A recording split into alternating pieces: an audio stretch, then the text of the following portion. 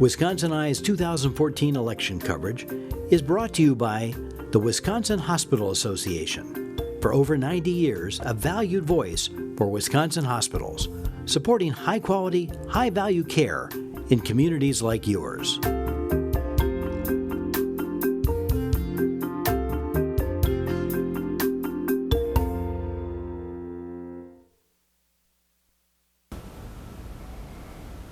Wisconsin Eye is at the Park Falls Library. We're interviewing candidates in the 2014 elections. We're interviewing Mr. Mike Krsiean. He's from Holton. He's a Democratic candidate in the 7th Congressional District. Mike, welcome to Wisconsin Eye. Thank you for having me. Just a programming note, Wisconsin Eye appreciates the support of the Wisconsin Hospital Association, which represents more than 139 hospitals and health systems, for making these candidate interviews possible. Mike, you ran 2 years ago for Congress? 4 years ago. 4 years ago. Thanks for the correction. And now you're running as, you ran then as an independent. Correct. So talk about your choice to run as a Democrat. Well, I'm running as a JFK Democrat because I think today people's civil rights are under attack, and I think people will associate JFK with defending civil rights and also defending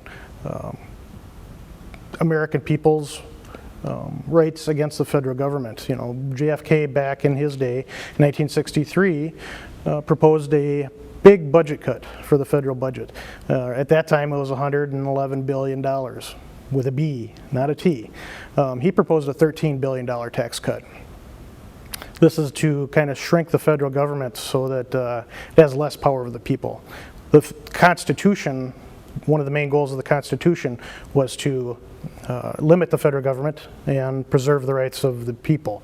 And I see the federal government is out of control now and usurping their authority and interfering with the rights of people. And we need to get back to that mindset of shrinking the federal government and returning power back to the states and defending people's civil rights. Because right now the federal government is not defending everybody's civil rights. In fact, when they're arming the Department of Agriculture with machine guns and body armor, that's not defending people's civil rights. That's tyranny. Your campaign website says, "Let the American people go." Can you elaborate on that? There are very big power, big money interests throughout the country, throughout the world, dictating what our governments do and how they act, in contrast to people's lack of involvement in government, lack of personal funding of government. They're letting the big boys carry the water, and the big boys are setting the agendas. So those agendas are not compatible with personal freedom. And I say this is enough. Enough big government, enough interfering with foreign countries, enough interfering with domestic policies. We need to get back to defending people's rights to pursue happiness and live where they want and keep the fruits of their earnings. And then also from your website, you want to shift power back to state and local governments. A couple examples of services or functions that should be shifted back from the feds to state and local governments, sir? Big one is education. I mean, right now we've got funding ties to a Common Core standard.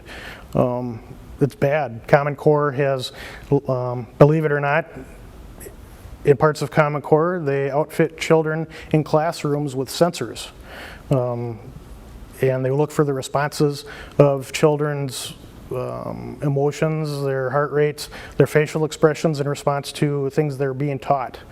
They're also including not just an academic math and science standard, they're also sexual standards too. So this is far beyond what the public education system was set up to deal with, and it's out of scope of the government. So education, Department of Education, formed in 1979 by President Carter, that's unconstitutional. There's nothing in the Constitution, Article 1, Section 8, that gives the federal government this power. Same thing with the Department of Energy. 1977 it was created to get us off foreign oil. It's failed, along with the Department of Energy. No matter how much money we throw at these programs, the war on drugs, the DEA, they have failed. There's whole sections of Arizona that are controlled by drug cartels as corridors for drugs. We've lost control of the border, not to mention just the recent happenings over the last couple of weeks. So the federal government, no matter how much money we throw into these agencies, the federal government is failing all across the board. It's time we bring this to the American people, because frankly they're being lied to by the big special interests through our politicians.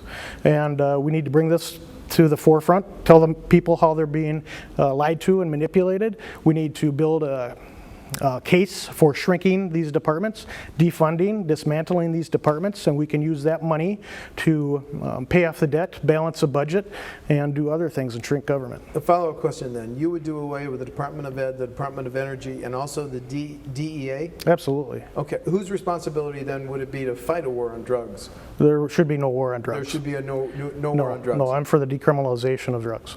Okay. Is that all drugs, both from marijuana to some of the harder drugs, sir? Yes. Again, the federal government, when I look at what the federal government should be involved in, yes, it is strictly things that the Founding Fathers were wise enough to give purview to the federal government to control. Everything else needs to be off of the books and returned back to the states or the people. If individual states want to pursue their own agenda, criminalizing drugs, then that I think needs to be a kind of in the 50 states laboratory of experiments kind of thing, where different states do have the freedom to be able to do different things and legislate different things, and then we find out what works, what doesn't. But right now we got one sample size, the federal government, and it's failing in its job. So. There was a federal judge, as you know, Judge Crabb just issued a ruling on same-sex marriages in Wisconsin. Do you have any reaction to that ruling, sir? I think people, again, need the liberty to live the way they want to live without the federal government's yay or nay on it. The federal government, why is the federal government involved in marriage in the first place, is what I want to know. It was originally established by God as a relationship between two people, I believe, man and woman. But again, I don't control how other people should act, and I don't believe the federal government should either. So I believe the federal government needs to back out of it. Okay. Social Security and Medicare are on track to go bankrupt. How would you fix those, or would you fix those? Contrary to my primary opponent, she calls it a conservative scare tactic. It's far from that. The CBO, a nonpartisan budget office, congressional budget office, says that in if we go the way we're going right now, by 2022, the Social Security old age and disability? No, the old age and survivors insurance plan, yes, which right. is the Thank majority you. of it, yes. Will go bankrupt by 2022.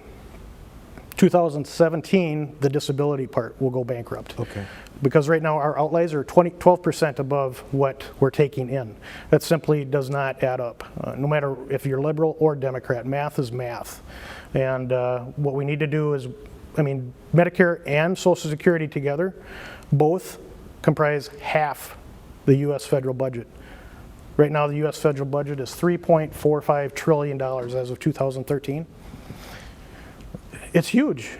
$1 trillion can buy 5,200,000 homes, to put it in perspective. That's ridiculous. The federal government should never be this size.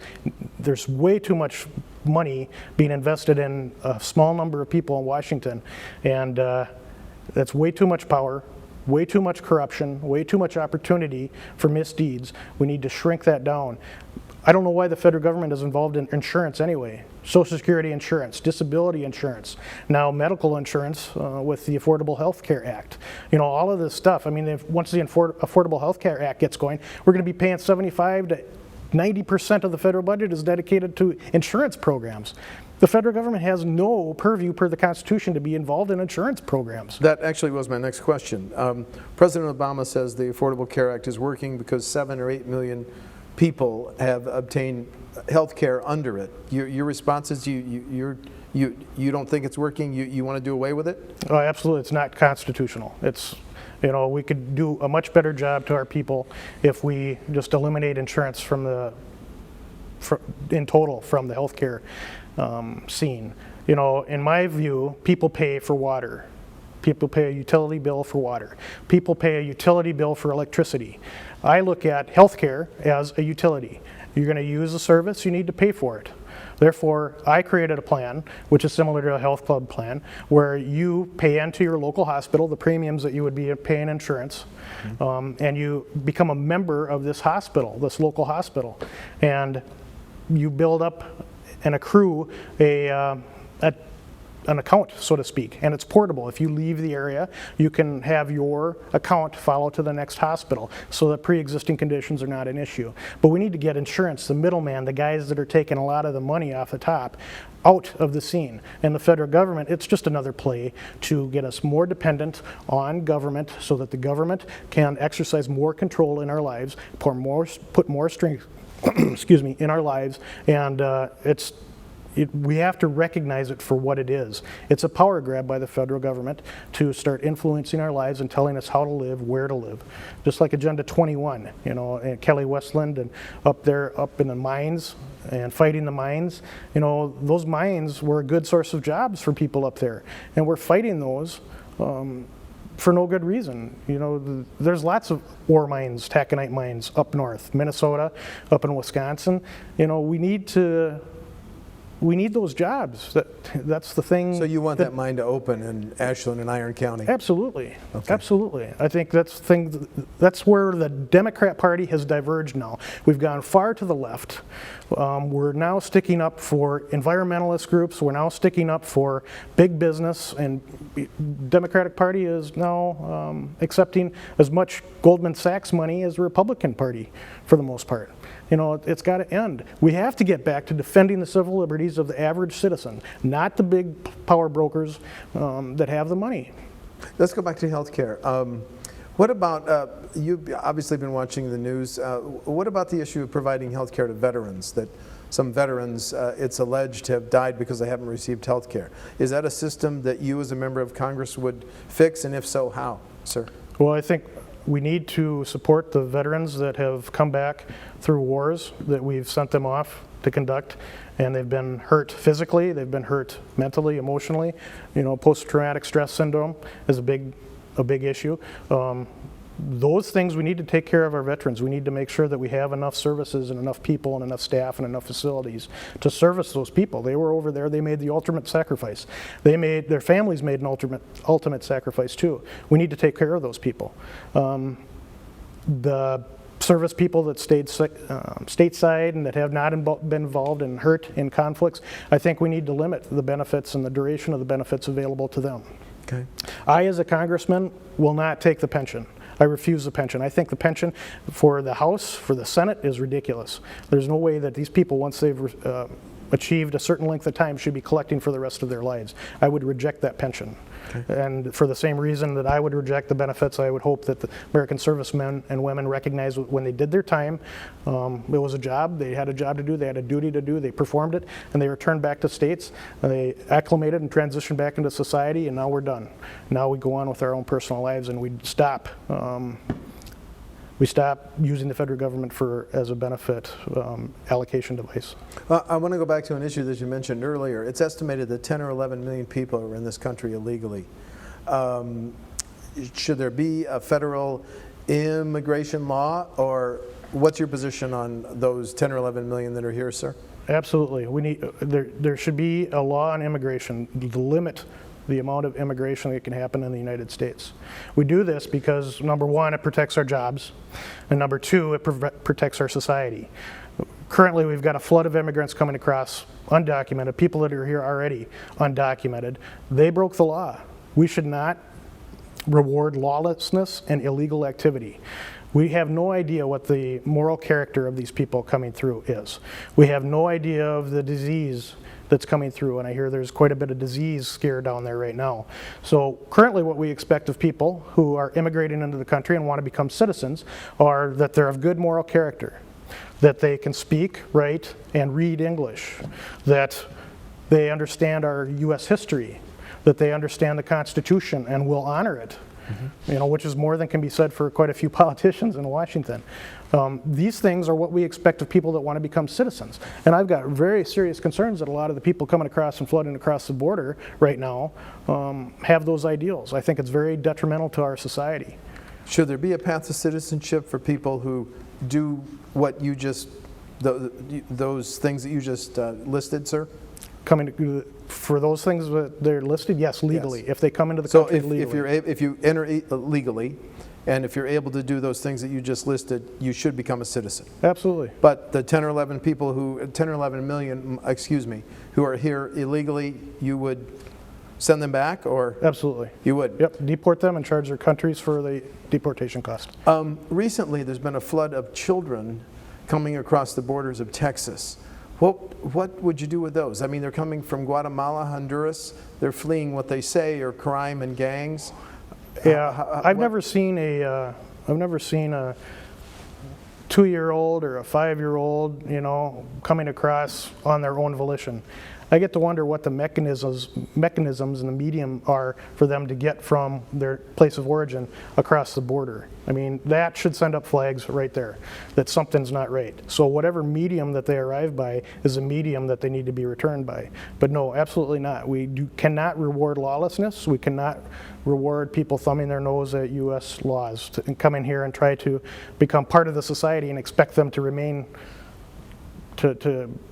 lawless. I mean, that's an expectation. I expect them to maintain lawlessness because they do not respect the laws of our country. Some Democrats in Washington want a constitutional amendment to overturn the Citizens United ruling. Your position on that, sir? When I look at, and there's an amendment, when I look at amendments to the U.S. Constitution, I look at the intent of the Constitution. The intent of the Constitution was, number one, to limit the size of government, and number two, to protect the rights of people. Any amendment that goes against protecting the rights of people and expanding government, I view as a bad amendment. That should not be. That's not in the spirit of the Constitution. So any kind of amendment that would go against freedom of speech, I would be against. What about our campaign finance system? Is it broken because it gives too much power to third-party groups that raise hundreds of millions of dollars and don't have to say where they got the money? Well, I think the FEC has plenty of rules regarding disclosures about who is contributing and through what means how much. So I think there's other rules that the FEC uses to keep track of that. I think very much we have problems with the current political system where we don't have a lot of people, and it's both sides. We don't have a lot of common citizens donating money and becoming involved in the political process. They're relying on companies and big organizations to do that work. That needs to change if we expect our representative in Congress to start representing our views. I mean, Mr. Duffy has accepted from Goldman Sachs alone $18,000 in the past 4 years. That's $18,000 from Goldman Sachs to Mr. Duffy. I want to ask the people, how much have you contributed to Mr. Duffy or any congressional candidate's campaign? And when somebody's giving Mr. Duffy $18,000 and we give him nothing or $100, who do we expect Mr. Duffy to represent? We have to become more involved in the American political machine if we want our representatives to represent our own views. So there is a problem on both sides. The people in power with a lot of money are contributing way too much. The people, the average citizen, is contributing way too little. But part of that too is we have such a little amount of expendable income because the federal government's so big and we lose so much in taxes. So we got an entitlement society. We need to change that as well. Are you putting any limits on who can give to your campaign and how much they can give? Currently, no. We've got very few contributions. We're a very low budget campaign, so I haven't come across that issue right now. But I do know that other candidates, Ron Paul, Justin Amash, they do not accept more than $10,000 from any particular entity. And that's something that, I don't know about the $10,000 limit, but a certain limit would be wise, I believe, to prevent somebody's views from carrying too much weight for any congressional candidate. Question on energy policy. Do you support the Keystone Pipeline? Absolutely. Why? Because we need energy in the United States. We need to become less dependent on foreign oil, especially in the Middle East region. Okay. Question on foreign policy. What do you think are the lessons of the wars that the United States has been involved in Iraq and Afghanistan? The short answer is, the lesson that we should take home is keep the CIA at home and stop meddling in other countries' domestic affairs. You know, this whole thing, back around 50 years ago, we started getting involved with Iraq and Iran. Iran specifically, in '53, we overthrew Mossadegh and installed the Shah. And we had in '79 a rebellion. That's a direct result of our meddling in other countries' affairs for the free flow of oil. Same thing in Iraq. In '63, we overthrew the current government, or the government at the time in Iraq, and we installed the Ba'ath Party, which Saddam Hussein came up and in 1978 took control of the country. We're creating our own problems over there, and in the process, we're killing thousands of people and setting up governments that torture and kill their own people. I mean, there's something very immoral about doing this. So for those reasons, I think we need to back out of the meddling in foreign countries' affairs and return to being self-sufficient. What should be the criteria for putting, the term is, boots on the ground in a foreign country to fight terrorism? A clear and imminent danger to our borders. Okay. What about the recent exchange of 5 Taliban for 1 prisoner of war? Was that a fair deal? You know, the whole situation is corrupt. That whole situation. You've got the big interests that are controlling every aspect of society. We've got a lot of big banks in the Federal Reserve, a lot of people controlling the amount of cash flow, the money supply, the interest rates. They're pumping cash like no tomorrow. Quantitative easing is just another way of saying we're printing lots of money. Without a wide base for that money, the US dollar, to circulate in, those dollars would really quickly dilute and our current money base and inflate inflation. So it's vital for us to keep the world using the dollar. We've got countries like Libya, like Iraq, like Iran, and now Russia and China that are bucking the US dollar. And what do? We go in and we destroy Libya and we set up a central bank in Libya. We go in and we destroy and oust Saddam Hussein because he wanted to use the euro for oil exchange. We are now going after Iran through Syria. We're arming the Syrian rebels to overthrow the Syrian government and spur Iran into action in order to stimulate a war in that region. This is another example of us meddling in other countries' foreign affairs, and it's going to lead to large war if we continue like this, because Russia and China have told us no attacking Iran. If we attack Iran, draw them in, it's going to be a big issue. And why? Because we want to keep everybody trading in in US dollars.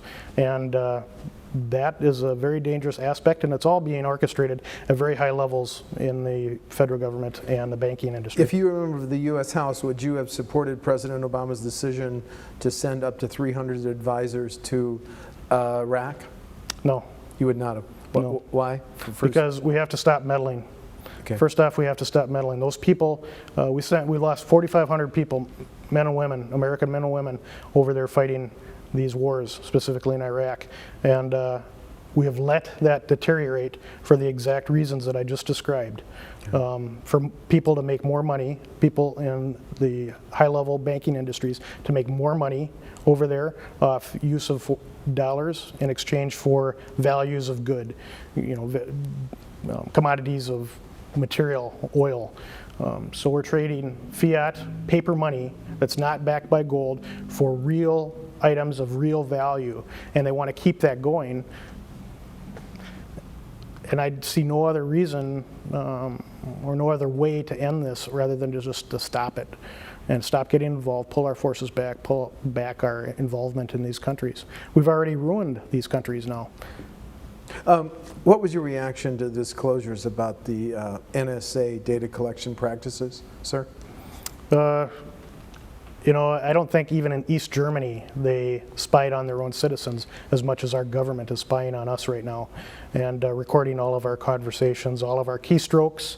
The heartbleed bug, part of the federal government didn't want to, they knew about it a couple of years ago. They did nothing about it because they wanted to collect keystrokes for people and their passwords and their accounts. the amount of data that the federal government is collecting on each and every one of us right now is mind-boggling. And you have to wonder why. Why are they spying? If we're after terrorists, why are we spying on Merkel, Prime Minister of Germany? Would you shut down the NSA, or do we need it to fight terrorism, sir? Again, I think the terrorism is a creation of our own foreign policy. If we stop that foreign policy, eventually terrorism would go by the wayside, because prior to 1953, did we know of any terrorism? Had we talked about terrorism before? I don't remember any kind of terrorism. I'm a little bit young for that time period, but I don't remember any kind of reports of terrorism prior to us getting involved in that region. So I think we need to really back off, and I think various intelligence agencies are necessary to alert us if we have a clear and present danger, but not to go and extend and get involved in foreign countries and used as a tool for more U.S. involvement in other countries. Okay, I have two final questions. One of them is, we've talked about a lot of issues. Is there any other issue that's central to your campaign that I haven't asked about, sir? Well, I think the American people people of the 7th District have a very clear choice on their congressional Democratic candidate. Kelly Westland, if you look at her website, she's got nothing but entitlements and goodies to hand out to people in exchange for her vote. Essentially, it's bribing and buying votes. It's taking money away from people and giving it to other people, wealth redistribution. I want to ask the hardworking farmer out in the 7th District, if you slave out in the field and you work hard collecting the corn in October and November, and work hard in feeding your pigs, feeding your cows, is that what you're working for? To send money from your household to other people's households? That's not what I do. I'm an engineer, I'm a farmer. I don't work hard to redistribute my wealth from my family to other people's families. That's not the values of the 7th District. Furthermore, she's of the far left side, environmentalism. She's linked herself with environmentalists, and they've shut down good jobs in the northern Wisconsin region for the mines. As well, now she's going down this weekend to Chicago to have a meet and greet down in Chicago, and is courting big money of the Chicago political machine down in Chicago. I don't think that's the values of the 7th District of Wisconsin. I, on the other hand, want to stick up for civil rights. I want to stick up for the people's liberties and fight against the big as bad as my campaign, the big money, the big power in Washington that is manipulating our system, that's lying to our people and steering the agendas. I want to be able to return that power back to the people. Monsanto has people going from the federal government back to Monsanto, from Monsanto to the federal government, instilling legislation, promoting legislation to squeeze out small and medium-sized businesses and farmers. And that's not in our best interest. That's an example of the kind of influence that's happening at big levels in the federal government that we need to fight against, because it's those are the civil liberties I want. I want us to be free of those type of influences that are harming our small businesses and small farms. So that's why I consider myself a Kennedy Democrat, is because we need to fight for our rights. We need to get involved in the political process, and that's the type of candidate I am, not a wealth redistribution candidate. Thank you. Mike Krsiean of Houghton is a Democratic candidate in the 7th Congressional District. The primary is August 12th. Mike, thanks for talking to Wisconsin Eye. Thank you. Thank you.